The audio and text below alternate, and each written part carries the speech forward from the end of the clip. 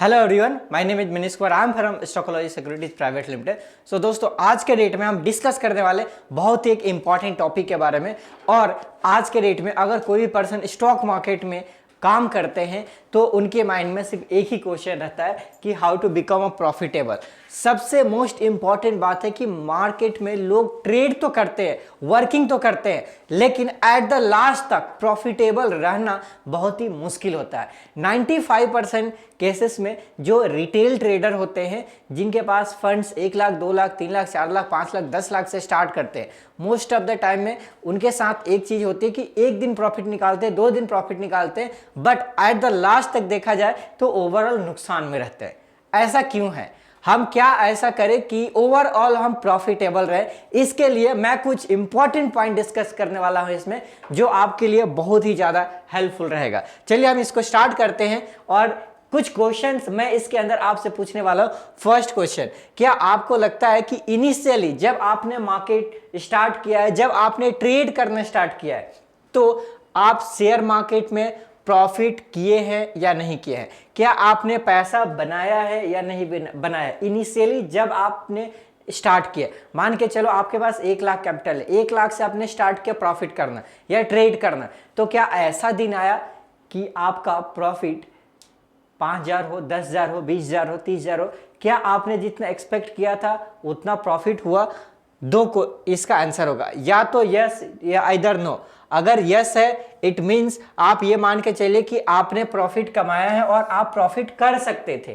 ठीक है, पहला ऑप्शन कि क्या आपने इनिशियली प्रॉफिट बनाया मार्केट में, इफ यस और नो, दो चीज होगा। बट 95% केसेस में जितने भी लोग हैं उनके साथ कुछ ना कुछ ऐसा जरूर सिचुएशन होगा, चाहे वो बाय डिफॉल्ट या कहीं से टिप्स मिला हो या फिर कुछ भी रीजन हो, जिसके थ्रू उनको प्रॉफिट बना हुआ होगा 100%।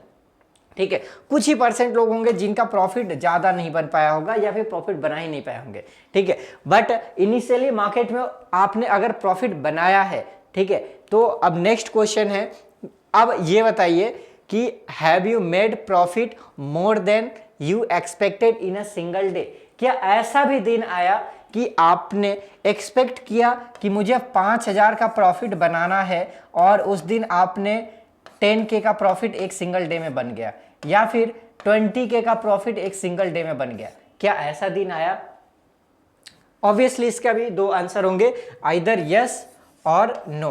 अगर आपने 1 लाख 20, 1 लाख, 2 लाख, 5 लाख, 10 लाख, कैपिटल अमाउंट कुछ भी हो सकता है, किसी भी अमाउंट से अगर आपने स्टार्ट किया है और आपने कैपिटल को ग्रो किया, इट मींस आपने जितना एक्सपेक्टेड था उससे ज्यादा आपने इन अ सिंगल डे के अंदर प्रॉफिट बनाया। क्या? ऑब्वियसली 80-90% केसेस में यहां पे भी आपका आंसर यस होगा। ठीक है, इसका मतलब यह है कि आपको प्रॉफिट तो हुआ मार्केट में। आप अगर स्टार्ट कर रहे हैं मार्केट में, लोग स्टार्ट करते हैं प्रॉफिट करना, तो उनके पास कुछ चीजें आ जाती है। जैसे मान के चलो आपके पास जितना एक्सपेक्टेड था उस एक्सपेक्टेड से आपने ज्यादा प्रॉफिट बना लिया, 1 दिन में, 2 दिन में। लोग क्या करते हैं, जिस दिन आपने ज्यादा प्रॉफिट बनाया, हम अपने आप को यह समझने लग जाते हैं कि अब मुझे बहुत ज्यादा चीजें आने लगे, मैं बहुत ज्यादा इंटेलिजेंट हो गया, मैं बहुत ज्यादा मार्केट के बारे में सीख गया, लर्निंग कर गया। अब वहां से स्टार्ट हो जाता है प्रॉब्लम, वहां से ही स्टार्ट होता है एक्चुअल प्रॉब्लम, जब आपका प्रॉफिट मोर देन आपका एक्सपेक्टेड आया। एक्चुअली यहां पे क्या होता है, यहां पे हम सोचते हैं कि और ज्यादा आए, और ज्यादा आए, और ज्यादा आए, शायद आपने जितना फिक्स किया था उससे ज्यादा मिल गया, लेकिन लिमिट उस दिन क्रॉस हो जाती है और हम लिमिट को बियॉन्ड चले जाते हैं। हम चाहते 20,000 प्रॉफिट हो गया, ठीक है, हमारा 10,000 का टारगेट था, 20,000 हो गया, आज ही के डेट में मुझे 50,000 बनाना है, आज ही के डेट में 1 लाख बनाना है।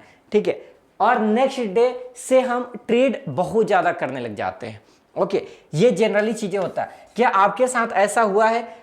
आइदर यस और नो। अगर यस है मतलब आपके साथ ऐसा हुआ, अगर नो है तो बहुत ही रेयर केसेस में ऐसा होता है। बट हर एक पर्सन आज के डेट में जो ट्रेड करते हैं, एक दिन ऐसा आता है कि मार्केट मोमेंटम मिलता है और वहां पे एक बड़ा प्रॉफिट कैचअप होता है।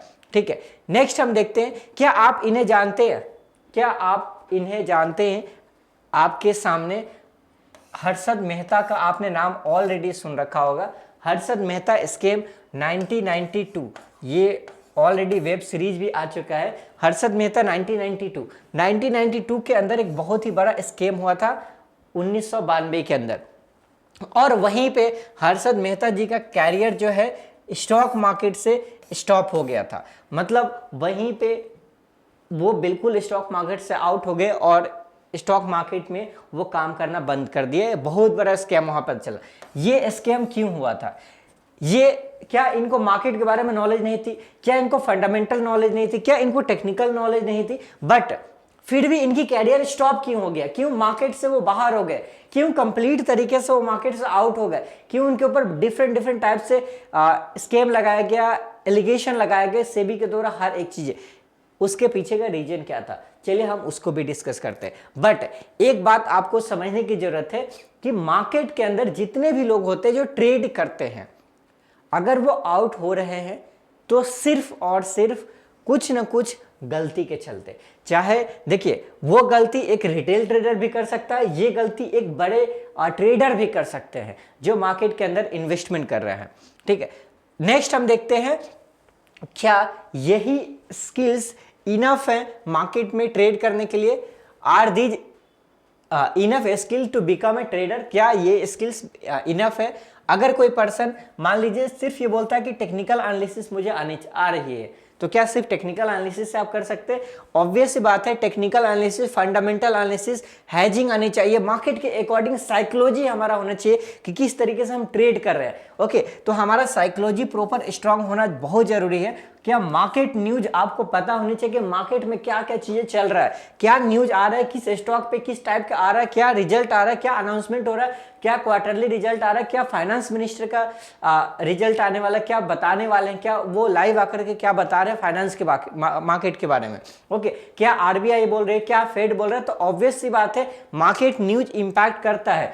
ठीक है, आपको और क्या चीज आनी चाहिए? Price action, chart pattern, technical chart आप एनालिसिस करते हैं तो चार्ट पैटर्न होना चाहिए, टेक्निकल इंडिकेटर्स, जो डिफरेंट इंडिकेटर्स होते हैं, क्या उसको भी यूज करके हम ट्रेड कर सकते हैं? ऑब्वियसली ये सभी का यूज करना बहुत जरूरी है, ये चीजें हमें सीखना बहुत जरूरी है, डिफरेंट टॉपिक्स है। बट क्या ये इनफ है? क्या इससे अगर ये चीजें आप सीख जाते हैं तो क्या आप मार्केट में 100% प्रॉफिटेबल बन सकते हैं? आपको क्या लगता है? आप कमेंट में बताइएगा। ठीक है, बट ये इनफ नहीं है। अब इसके बावजूद भी मार्केट के अंदर लोग लॉस करते हैं। आपने बहुत सारे लोगों का नाम सुना होगा जो एक एक दिन में करोड़ ऑफ रुपीज लॉस कर देते हैं, या एक एक दिन में करोड़ ऑफ रुपीज का प्रॉफिट कर लेते हैं। तो कैसे? देखिए, ये सभी चीजें जरूरी है, लेकिन इससे भी कुछ चीजें हैं जो बहुत ज्यादा जरूरी है, जिसको कंट्रोल करना हमें बहुत ही ज्यादा इंपॉर्टेंट है। और वो है मार्केट के अंदर जब लोग ट्रेड करते हैं, मार्केट के अंदर जब लोग ट्रेड करते हैं तो due to one reason more than 90% people lose money in stock market. अब हम एक रीजन जो मैं आपको बताने वाला हूं, सिर्फ एक रीजन के चलते, सिर्फ उसके चलते मार्केट के अंदर मोर देन 90% पीपल, मोर देन 90%, आइदर आप ट्रेडर्स बोले या फिर इन्वेस्टर्स, ओके, ये 90% से ज्यादा लोग क्या कर देते हैं? लॉस करते हैं। क्या आप गेस कर सकते हो? क्या आप बता सकते हो कि ये वो एक रीजन क्या हो सकता है? क्या आप बोल सकते हैं कि वो एक रीजन क्या हो सकता है? गेस कर सकते हैं? आप बताइएगा कमेंट बॉक्स में। चलिए मैं आपको बता रहा हूं कि वो रीजन क्या हो सकता है। वो रीजन है गाइज ओवर ट्रेडिंग। वो है ओवर ट्रेडिंग। ओवर ट्रेडिंग लोग क्या करते हैं? यहां पे ओवर ट्रेडिंग के अंदर लोग ट्रेड बहुत ज्यादा करते हैं। लोगों को ये लगता है, आपको ये लगता है, लोगों को ये लगता है कि यस मैं ये ट्रेड ले रहा हूं, एक ट्रेड में प्रॉफिट हो गया, दूसरा ट्रेड में एंटर करेंगे, दूसरा ट्रेड में प्रॉफिट हुआ या लॉस हुआ, तीसरा ट्रेड में एंटर होंगे, तीसरा ट्रेड प्रॉफिट हुआ लॉस हुआ मैटर नहीं करता, चौथा ट्रेड में एंटर करेंगे, चौथा लॉस प्रॉफिट हुआ, पांचवा ट्रेड, छठा ट्रेड, सातवां ट्रेड, आठवां ट्रेड। एक दिन में पूरा दिन अपने आप को इन्वॉल्व करके रखते हैं ट्रेड के अंदर, पूरे दिन। ये सबसे गलत बात है। अब ट्रेड ओवर ट्रेडिंग के अंदर ये भी आता है कि कुछ पैटर्न नहीं दिख रहा, कुछ भी मार्केट में नहीं दिख रहा है। आपको लग रहा है कि ये प्राइस 10 पॉइंट ऊपर चला गया, ये 10 पॉइंट नीचे चला गया, चलो ये नीचे जा रहा है, इसको हम सेल कर देते हैं, नीचे बाय कर लेंगे। ये ऊपर जा रहा है, चलिए यहाँ पे बाय कर लेते हैं, ऊपर सेल कर दे। विदाउट किसी पैटर्न, विदाउट किसी प्रैक्टिकल या फिर पार्टिकुलर रीजन के चलते वहां पे एंट्री और एग्जिट कर लेते हैं। ऐसा नहीं करना चाहिए। देखिए इसमें क्या होता है कि over trading it means excessive buying and selling of stock और सिक्योरिटीज। जैसे आप निफ्टी हो गया, बैंक निफ्टी हो गया, स्टॉक्स हो गया, किसी भी सेगमेंट के अंदर अगर आप ट्रेड कर रहे हैं, एक्सेसिव बाई कर रहे हैं, मतलब हैवी बाइंग या हैवी सेलिंग। ओके, एक ट्रेड दो ट्रेड जहां करना था वहां पे 20 ट्रेड कर रहे हैं, 30 ट्रेड कर रहे हैं, 40 ट्रेड कर रहे हैं इन सिंगल डे। ओके, इसी को बोलते हैं ओवर ट्रेडिंग। ओके, इसके अंदर क्या होता है, to become a very greedy to make a huge money in a single day without proper setup. इसका मतलब ये हुआ कि आप 50 ट्रेड क्यों करोगे एक दिन में, आपको यही लगेगा कि चलो मैं एक ही दिन के अंदर आज ही के डेट में मैं बड़ा पैसा बना लूंगा। आप ऐसे केसेस में क्या होता है जनरली कि टारगेट भी फिक्स नहीं होता है कि मुझे कितना कमाना है। अगर टारगेट 50,000 का है, 50,000 आपने टच कर दिया, इट मीन्स आप तो ट्रेडिंग क्लोज करने की सोचेंगे। लेकिन अगर टारगेट ही फिक्स नहीं है, इट मीन्स आपको ये लगता है कि 2 लाख आ जाए वो भी सही है, 10 लाख आ जाए वो भी बट चलेगा, 20 लाख आ जाए वो भी चलेगा, 1 करोड़ एक दिन में आ जाए वो भी चलेगा। लेकिन उतना ट्रेड लेने के लिए, उतना बड़ा रिस्क लेने के लिए हमारे पास कोई प्रॉपर सेटअप होनी चाहिए कि यस अभी मार्केट के अंदर ये सेटअप बन रहा है, इस रीजन के चलते मैं ट्रेड ले रहा हूं। ये नहीं कि हम कोई भी ट्रेड कहीं पे भी ले रहे हैं। तो ये हमें ओवर ट्रेडिंग से बचना है। अगर आपके पास कैपिटल आइदर 1 लाख है, 10 लाख है, या फिर 20 लाख है, या फिर 50 लाख है, या फिर 1 CR का है, ठीक है, या फिर मोर देन 1 CR, ठीक है, कितना भी कैपिटल है, चाहे कितना भी कैपिटल है, चाहे 10 करोड़ ही क्यों ना हो, अगर आपने ओवर ट्रेडिंग को कंट्रोल कर लिया, इट मींस आप मार्केट में एक प्रॉफिटेबल ट्रेडर बन सकते हैं। ओवर ट्रेडिंग एक ऐसा है जिसके थ्रू आप मार्केट में बिल्कुल मार्केट से आउट हो सकते हो, मार्केट से आप बर्बाद हो सकते हो अगर कोई पर्सन ओवर ट्रेडिंग पे फोकस करने लग गया, ओवर ट्रेडिंग करने लग गया। तो आई होप सो अगर आप मार्केट में लॉस किए होंगे, प्रॉफिट किए होंगे, आप इस चीज को डेफिनेटली रिलेट कर पा रहे होंगे। कई बार ऐसा होता है ओवर ट्रेडिंग के चलते कि लोग क्या करते हैं, मॉर्निंग में ट्रेड लिए, दोपहर में ट्रेड लिए, वो 2 लाख रुपए प्रॉफिट में बैठे हैं।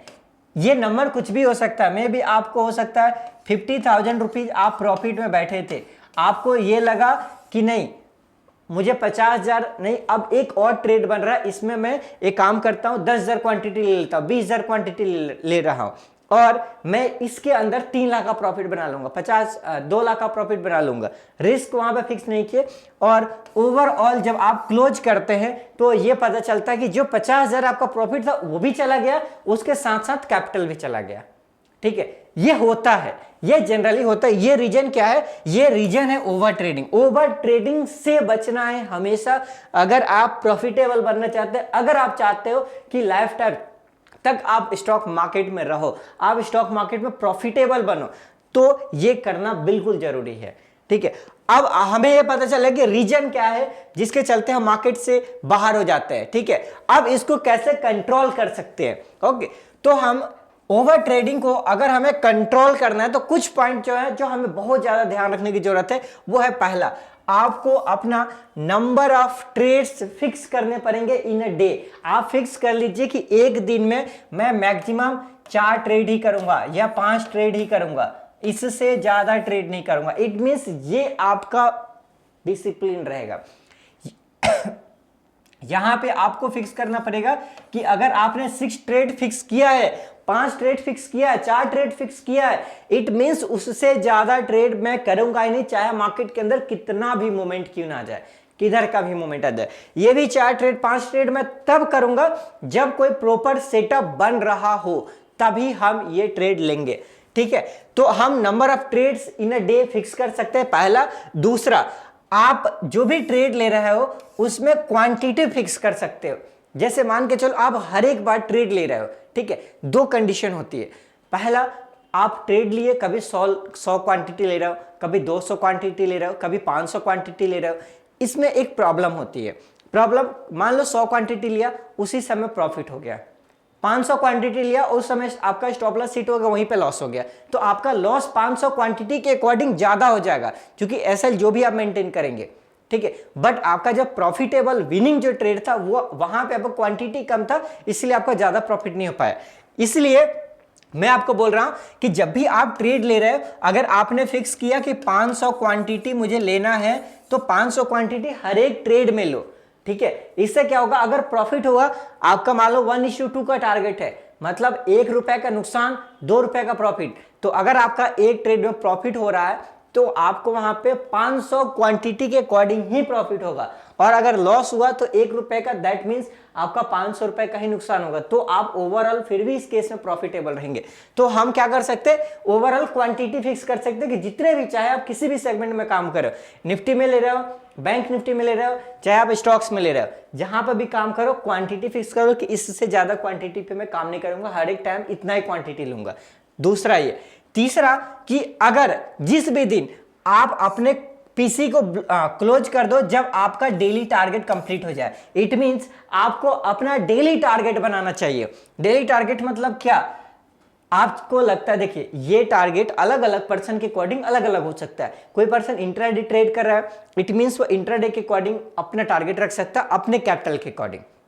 अगर आपको लग रहा है कि आपके पास 1 लाख कैपिटल है, ठीक है, तो आप 1 लाख कैपिटल के अकॉर्डिंग आप अपने टारगेट फिक्स कर सकते हो कि यस, आप इक्विटी में कर रहे हो तो आपको कितना चाहिए, ऑप्शन ट्रेडर हो तो आप कितना एक्सपेक्ट कर रहे हो, ठीक है, फ्यूचर ट्रेडर हो आप कितना एक्सपेक्ट कर रहे हो, आपका टारगेट फिक्स कर लिया। अगर आपने, एक एग्जांपल बोल रहा कि आपने 10K का टारगेट फिक्स किया है, आपने मान लो 1 लाख का टारगेट फिक्स किया है, ठीक है, तो जैसे ही आपका 10,000 का या 1 लाख का टारगेट आपका हो गया, मान लो सिंगल ट्रेड के अंदर आपका टारगेट हो गया, उस दिन के लिए ट्रेड बंद कर दो, कोई दूसरा ट्रेड करने की जरूरत ही नहीं, ट्रेड ही मत करो, सबसे बेस्ट वे, ठीक है, क्योंकि जो टारगेट था वो कंप्लीट हो गया। अदरवाइज ओवर ट्रेडिंग के अंदर हम चले जाएंगे और जो हमारा प्रॉफिट बना है वो प्रॉफिट भी चला जाएगा और आपका कैपिटल भी जा सकता है, वहां टेंशन भी आपको बढ़ेगी, ठीक है। तो बेटर है नेक्स्ट डे के लिए वेट करना, ठीक है। सेकंड, जो नेक्स्ट पॉइंट है, इसके अंदर अगर कभी मान लो प्रॉफिट नहीं हो रहा है तो आप एक टारगेट फिक्स कर लो कि आपका 2 से 3 स्टॉप लॉस अगर एक दिन में ट्रिगर हो गया तो उस दिन भी आप नो मोर ट्रेड करोगे, उस दिन भी आपको कोई ट्रेड नहीं करना है, उस दिन भी आप अपने ट्रेड को क्लोज कर सकते हो, ठीक है। एक बात जो हमेशा आपको ध्यान रखनी, जो मैं हमेशा पर्सनली ध्यान रखता हूं, ओके, ओवर ट्रेडिंग को अवॉइड करने के लिए एक बात ऑलवेज आपको रिमेंबर करनी है, always remember today is not my last trading day. ये पॉइंट आप हमेशा ध्यान रखो। आपको बहुत ज्यादा, जब भी आपको दिक्कत लग रही है, जब भी आपको प्रॉब्लम फेस हो रहा है, इस पॉइंट को हमेशा ध्यान रख लो, ऑलवेज रिमेंबर, हमेशा आप ये ध्यान रखो, today is not the last trading day. Today आपका सेम डे में आपका ट्रेडिंग डे लास्ट नहीं होने वाला, उस दिन के ऐसा कोई भी बात नहीं है कि अगले दिन मार्केट ओपन नहीं होगा, मार्केट हमेशा है, मार्केट हमेशा मूवमेंट करेगा।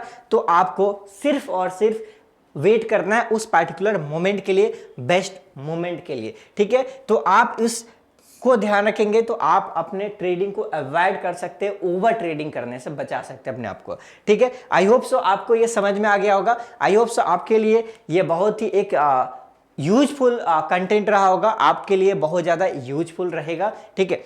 चलिए, आई थिंक सो इतना ही था, और मैंने आपको सभी चीजें बताया जिसमें आप कैसे ओवरऑल प्रॉफिटेबल बन सकते हो और ओवर ट्रेडिंग से बच करके अपने आप को सेव कर सकते हो, ओके। तो चलिए हम मिलते हैं फिर इसी टाइप में कुछ न्यू कंटेंट वीडियो के अंदर, ओके। तब तक के लिए धन्यवाद, और this is Manish Kumar signing out.